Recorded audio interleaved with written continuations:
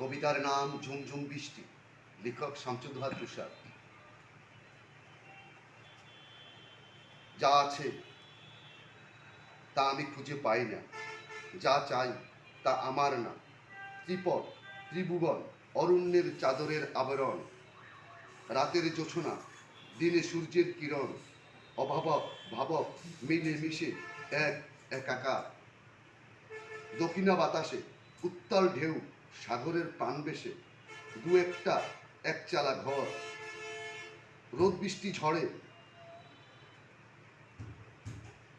আজ কয়েকদিন নরম মাটি একটু নড়বড়। জানি হয়তো ঝড় একদিন থামবে, আর আমিও আসবো এগিয়ে নিতে। আসবে তুমি, হাতে একখানা বাতি। বড় খালের পাশে মিটিমিটি আলো জ্বলে, বেহুলার ঘরে সেও আজ ব্যস্ত। রাতনিশীতে ধরিতে মাছ।